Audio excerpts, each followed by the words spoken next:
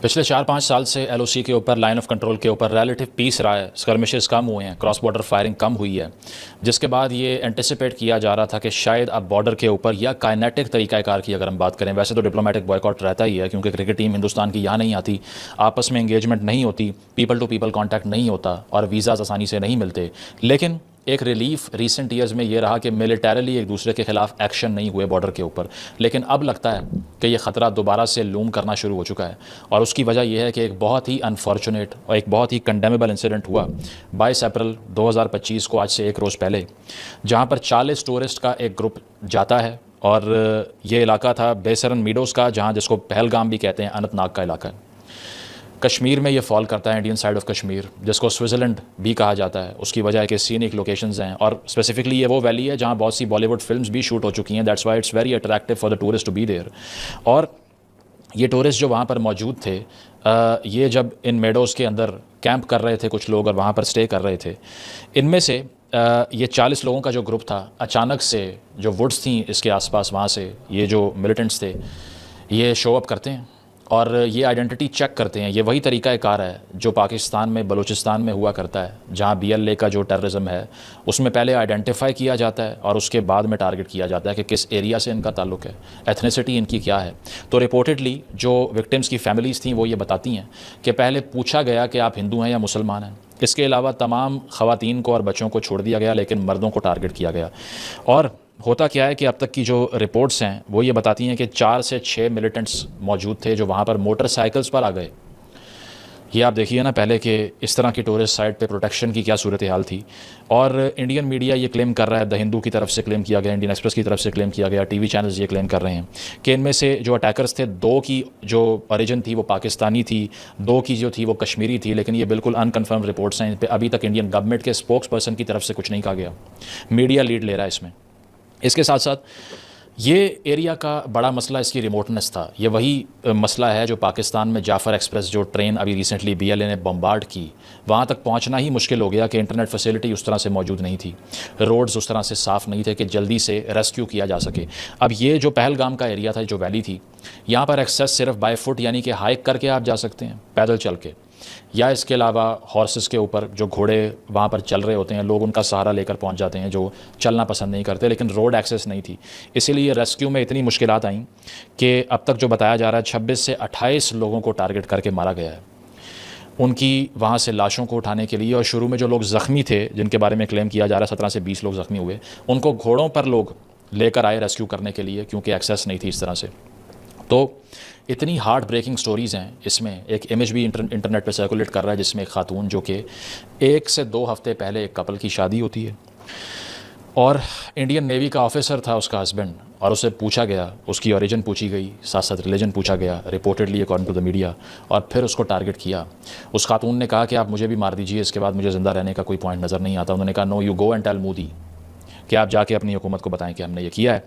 اس کے ساتھ ساتھ یہ کہا گیا میڈیا کی طرف سے کہ کشتواڑ کا جو علاقہ ہے جموں میں، رپورٹڈلی یہ لوگ یہاں سے انٹر ہوئے ہوں گے رپورٹڈلی، اور جو وکٹمز تھے ان میں 2 فارن نیشنلز بھی آئیڈینٹیفائی ہوئے، ایک کا تعلق نیپال سے تھا، ایک کا یونائٹڈ عرب ایمریٹ سے تھا، ٹھیک ہے۔ ایک انٹیلیجنس بیورو کا آفیسر بھی تھا اس میں، منیش رنجن کے نام سے، جس کا تعلق ویسٹ بنگال سے تھا۔ اور یہ جو سارے اٹیک کی ذمہ داری قبول کرنے کی بات ہے، رسپانسبلٹی لینے کی بات ہے، تو ایک گروپ جو کہ میجرلی ان نون گروپ ہے، ٹھیک ہے، اس کا نام ہے دا ریزسٹنس فورس، سوشل میڈیا کی طرف سے ان کی طرف سے رسپانسبلٹی کو قبول کیا گیا کہ ہم نے ہی یہ کیا ہے۔ اب انڈین میڈیا کہہ رہا ہے کہ اس کا تعلق پاکستان میں موجود جو پہلے ریڈیکل ٹیررسٹ آرگنائزیشنز تھیں ان سے ہے، لیکن اس گروپ کی اپنی ہسٹری کیا ہے، یہ کب بنا، کون کون اس میں آتا ہے، کتنی فائٹنگ فورس ہے، nobody knows anything at this point, ٹھیک ہے۔ تو دا ریزسٹنس فورس نے رسپانسبلٹی کلیم کی، اور انہوں نے جو وجہ بتائی، جو ریشنال دیا، جو ریزننگ دی، وہ کیا تھی؟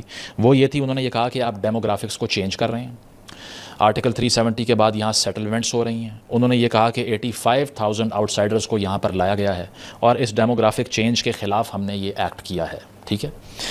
اس میں سے کچھ کے نام اور اسکیچز بھی سوشل میڈیا پہ سرکولیٹ کر رہے ہیں جو کہ گورنمنٹ اتھارٹیز نے بھی بنائے ہیں ان کو کیپچر کرنے کے لیے۔ اب اس میں دا ہندو نے رپورٹ کیا کہ 3 کا نام جو ابھی تک سامنے آیا، آصف فوجی ان میں سے ایک کا نام تھا اٹیکرز کا، ایک کا نام سلیمان شاہ تھا، اور ایک کا نام بتایا جا رہا ہے کہ ابو طلحہ تھا، ٹھیک ہے۔ یہ سارا کچھ اب تک جو ہوا اس میں دہشت گردی کی وہی ہارٹ بریکنگ کہانی جس میں ان آرمڈ سویلینز جن کا نہ کوئی قصور، نہ ان کا سیاست سے تعلق، نہ وہ کسی فوج کا حصہ تھے، ان کو پکڑ کے اٹیک کر دیا۔ یہ لاسٹ ریفیوج ہوتا ہے کسی بھی ٹیررسٹ آرگنائزیشن کا، جس طرح ہم نے پاکستان کے اندر بھی دیکھا ہے کہ پہلے آپ ملٹری سیٹلمنٹس کے اوپر تو حملے کرتے ہیں، لیکن اب آ کر آپ بسوں سے اتار کے شناختی کارڈ چیک کر کے مارنا شروع ہو گئے ہیں۔ اس کی وجہ یہ ہے کہ یہ سب سے وائلنٹ فارم ہوتی ہے کسی بھی عام شہری کو اٹیک کرنے کی۔ اب آپ دیکھیے کہ ٹورزم کا کیا حشر ہوگا، کیونکہ پاکستان نے یہ چیز ہم لوگوں نے تو اپنے سامنے دیکھی اور ایکسپیرینس کی ہوئی ہے۔ جس شہر میں رہتا ہوں وہاں پر آج سے چند سال پہلے شہر کے وسط میں مین ایریا میں اٹیکرز داخل ہوتے ہیں، سری لنکن کرکٹ ٹیم کو ٹارگٹ کر کے گولیاں مارتے ہیں، اور اس کے بعد سے پاکستان سے کرکٹ اگلے 15 سال تک غائب ہو جاتی ہے، اب بھی اس طرح سے بحال نہیں ہو پا رہی۔ اسی طرح یہ جو ٹورزم کی ایکٹیویٹی تھی جس سے بہت ریونیو اکٹھا ہوتا ہے، لوگ جا کے ریکریٹ کرتے ہیں، اس طرح کے اٹیکس اس کو بالکل روک کے تباہ و برباد کر دیتے ہیں، جو کہ بہت بڑا پش بیک ہوتا ہے اسٹیٹس کے لیے، which is always a very difficult thing to deal with, because when you have to fight a state you know your enemy. یہاں کا یہ ہے کہ آپ کو نہیں پتہ کہاں سے آئیں گے اور کون کیا کرے گا، ٹھیک ہے، اور سویلین کاسٹ پے کرنی پڑتی ہے۔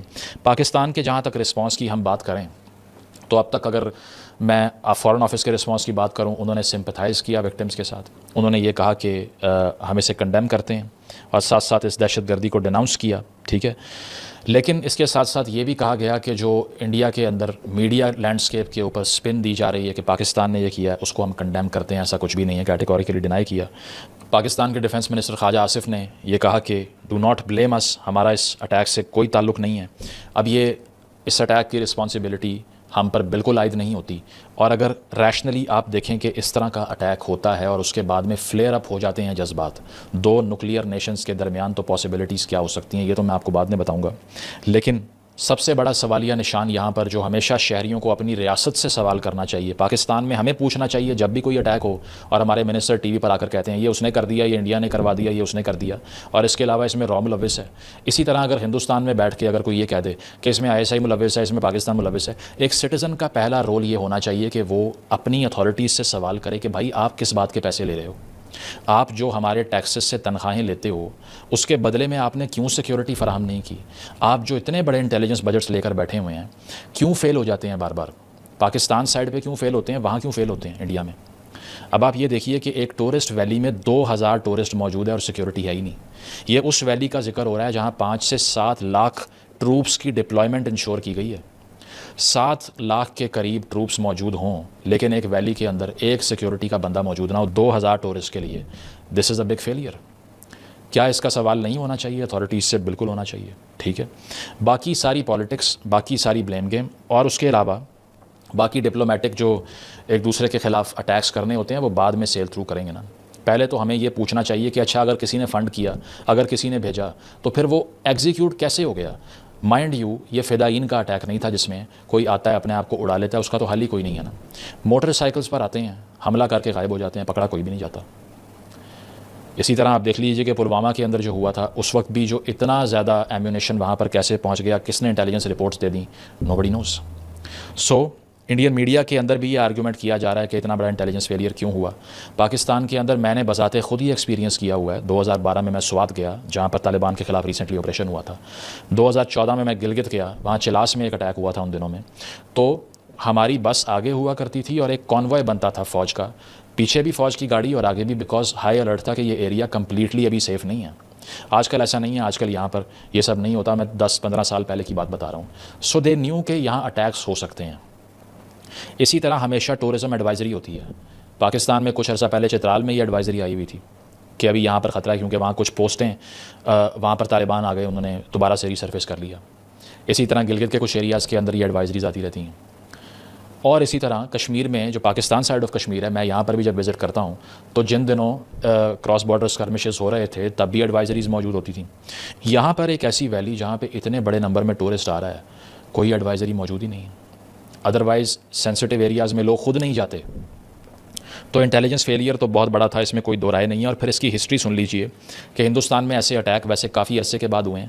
1995 میں 6 فارن ٹورسٹ ان کو ایبڈکٹ کیا گیا تھا پہلگام میں، الفاران نامی ایک گروپ نے کیا تھا، اسی جگہ پر کیا۔ 2000 کے اندر بل کلنٹن جب وزٹ کر رہے تھے انڈیا کا، اس سے پہلے ایک بڑا اٹیک ہوا تھا پہلگام میں ہی ہوا، 32 لوگوں کو مارا جس میں سے 21 پلگرمز تھے۔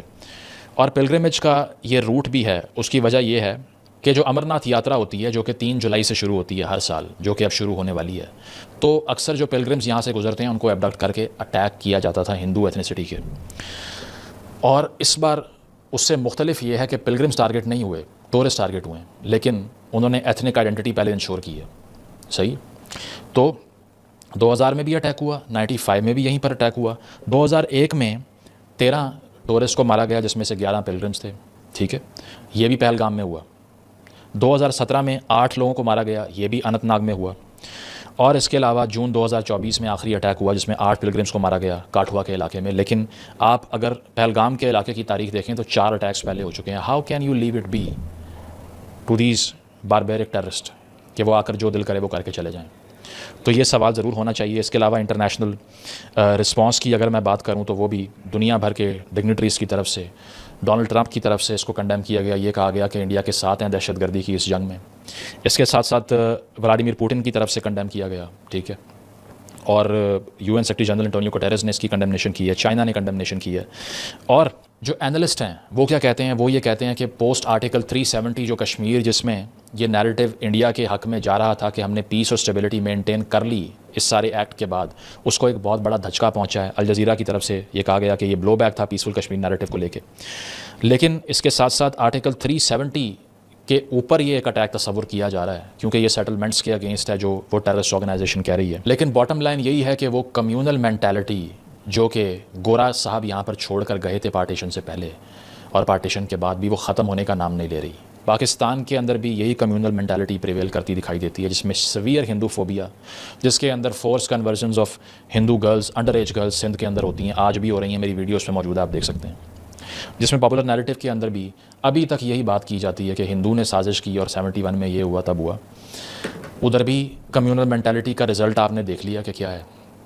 انفارچونیٹلی یہ خطہ نفرت سے جان نہیں چھڑا پا رہا، چھٹکارا حاصل نہیں کر پا رہا. اگر تو پاکستان کی طرف سے تاریخی طور پہ ایسا کوئی ایویڈنس نہ ہوتا کہ ہم نے وہاں پر جا کر انڈلجنسز نہ کی ہوتی تو شاید کبھی الزام بھی نہ لگتا ہم پہ یا اسکیپٹسزم کا شکار بھی نہ ہم ہوتے. اب دیکھیے کہ چین اور ہندوستان کی بھی ایک جنگ ہو چکی ہے، ان کے لداخ میں بارڈر اسکرمشز بھی ہوتے ہیں، وہ ایک دوسرے کے خلاف ٹریڈ وارز بھی کرتے ہیں. لیکن کبھی ایسا نہیں ہوگا کہ اس طرح کے اٹیک کو چین پہ بلیم کر دیا جائے آل آف اے سڈن. مسئلہ یہ تھا کہ 4 جنگیں جو مسلط کی گئیں جو ہمارے ملٹری لیڈران نے اس سے پہلے، جس میں مشرف صاحب تھے، ایوب صاحب تھے، ٹھیک ہے، وہ سب کیا. تو ایک تاریخ ہے اس کی، اور میں یہ آن کیمرہ بہت مرتبہ 71 کی وار کی ویڈیو میں کہہ چکا ہوں، 65 کی وار پہ بات جب بھی میں نے کی اس میں کہہ چکا ہوں، کارگل پہ کہہ چکا ہوں کہ ہمیشہ آغاز یہاں سے ہوا. اب اگر آ کے آپ کی کوئی انوالومنٹ ہو نہ ہو، الزام آپ پہ لگ جاتا ہے. تو اس کا رزلٹ یہ تھا کہ ہم اپنی پرسیپشن کو چینج کرتے. جنرل باجوہ کے دور میں جو 100 years of peace with India کی بات کی گئی نیشنل سیکورٹی پالیسی میں، اس کو کنٹینیو کرتے. کیونکہ دونوں سائڈوں سے یہ کہنا کہ دانت توڑ دیں گے، مار دیں گے، لٹا دیں گے یا اٹیک کر دو، ابھی بھی ٹویٹس ہو رہی ہیں میں دیکھ رہا ہوں. ایک انڈین پولیٹیشین کی طرف سے کہا گیا فلیٹن کر دو راولپنڈی کو. ایک کی طرف سے کہا گیا کہ اب آپ مرید کے پہ اٹیک کر دیں، لاہور پہ اٹیک کر دیں. We are talking about 2 nuclear nations for God's sake. I am acknowledging the fact that grievances could be there from both sides. I do not want to support a narrative of war jingoism at all. اس کی وجہ یہ ہے کہ یہ وہ خطہ ہے جہاں 300 nuclear stock pile پڑا ہوا ہے. یہ وہ خطہ ہے جہاں پر اگر اس nuclear stock pile کو ایگزاسٹ کر دیا تو پوری دنیا کئی سالوں تک سورج نہیں دیکھ پائے گی، اتنی نیوکلیئر ایش آپ پھنسا کے رکھ دیں گے اسٹریٹوسفیئر کے اندر. یہ وہ خطہ ہے جہاں اگر نیوکلیئر وار ٹریگر ہوتی ہے تو اس کے بعد پوری دنیا میں 15 سال کے لیے سائنسدان کہتے ہیں فوڈ شارٹیجز ہو جائیں گی، فیمنز آ جائیں گے، اور 3 سے 4 کروڑ کا ڈیتھ ٹول ہوگا صرف. اس سے پہلے کہ اپنی چھاتی کو پیٹیں کہ مار دو، گھس جاؤ اندر، تھوڑا سا یہ سوچ لینا چاہیے کہ ٹھیک ہے یہ سب گریونسز موجود ہیں. پاکستان الزام لگاتا ہے کہ BLA کو ہندوستان پیسے دے کر سپورٹ کرتا ہے جو کہ عام شہریوں کو بچر کر رہی ہے. یہاں پہ ہندوستان الزام لگاتا ہے کہ پاکستان کشمیر میں ملیٹنٹس کو پیسے دے کر، ہتھیار دے کر بھیج دیتا ہے. ان دونوں کے یہ کلیمز اور ہیومن لاس تو ہو رہا ہے، لیکن کیا اس کا رزلٹ کروڑوں لوگوں کی جان کو خطرے میں ڈال کے نکلے گا؟ اس کے لیے سینس کو پریویل کرنا پڑے گا. بہت آسان ہے بھڑکا دینا جذبات کو اور یہ کہنا کہ مار دو، میسکر کر دو، بہت ہو گیا، لیکن یہ سلوشن نہیں ہوتے. ریاستیں ریاستوں سے جب لڑتی ہیں نا تو پھر تمام شہری ٹول بن کے ڈسٹرائے ہو جاتے ہیں. میچورٹی کا تقاضا یہ ہے کہ اپنے جذبات کو کنٹرول میں رکھیں. پاکستان کے اندر اگر BLA کوئی اٹیک کرے اور ایویڈنس مل جائے اس کا، جس طرح سے ہماری اتھارٹیز کہتی ہیں کہ فنڈنگ وہاں سے آتی ہے، ہتھیار وہاں سے آتے ہیں، تو اگر ہم یہ ڈیمانڈ کریں کہ بس بہت ہو گیا، اب نیو دلی کے اوپر اٹیک کر دو نیوکلیر ہتھیار لے کے، کیا یہ سینس کی بات ہوگی؟ اسی طرح آن دا کانٹرری وائس ورسا بھی ہے. تو ایشو یہ ہے کہ ہمیں یہ اکنالج کرنا ہے کہ پاکستان کی جو پوسچرنگ ہے وہ غلط ہے. ہسٹوریکلی ہم نے جو انڈلجنسز کی ہیں وہاں جا کے اس کا کوئی رزلٹ نہیں نکلا. کارگل میں کیا رزلٹ نکلا؟ 3-4 ہزار کا ڈیتھ ٹول تھا. What did you gain? Nothing at all. 65 میں کیا رزلٹ نکلا؟